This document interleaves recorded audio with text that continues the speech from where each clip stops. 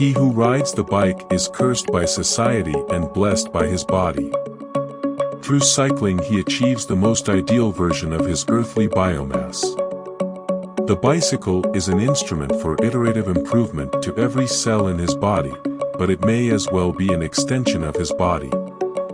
It may take dozens of hours of practice to first tame the machine that once threw him to the ground and scraped his knees.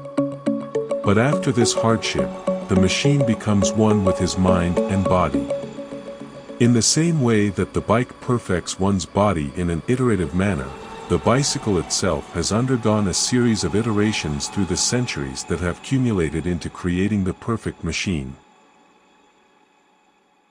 The Holy Grail of Human-Machine Interface.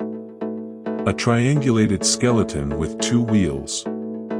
One posterior wheel, bound to the chain that drives it.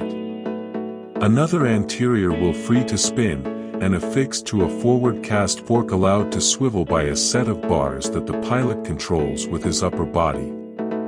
A set of cranks, offset to each other by 180 degrees, allows for the smooth transfer of kinetic energy from the cyclist's legs. Energy is transferred from the pilot to the cranks, to the chain, to the rear wheel, and finally to the earth itself with efficiencies that the humble runner simply cannot fathom. The smooth nature of this energy transfer leaves the cyclist with less pain than the aforementioned runner.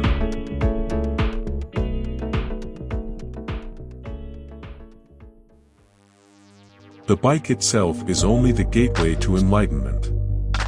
No man who rides a bicycle possesses the level of enlightenment of he who dons the lycra. A clear distinction is made here. Most men are not willing to make the commitment of spandex. To simply not care. To openly identify with his bicycle, and his oneness to it. To identify with such a marginalized and disliked group of disparate sportsmen. To have their reputation sullied by the few who are simply not worthy of the lycra. The few bad apples who do not comprehend the etiquette required to harmoniously use publicly funded transit infrastructure. Who lack respect for other road users. The cyclist is now a martyr as a result of the few. A cyclist is subjected to the ridicules of smaller men, but he is not ashamed. He is roared at and blown with the toxic black smoke of diesel monsters piloted by infertile boys, but he is not intimidated. He is surrounded by machines that move with great enough kinetic energy to kill him in an instant, but he does not fear death. He is guided by enlightenment that his two wheels bring him. He rides with a target on his back for everyone to see, despite being so universally despised by society. He is spit at, cursed at, berated, and belittled.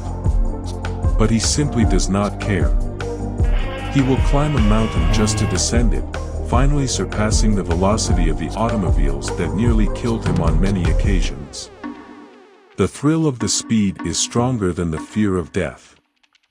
It may only take a small deflection of a steering wheel to kill his body, but a cyclist is a spiritually unstoppable being.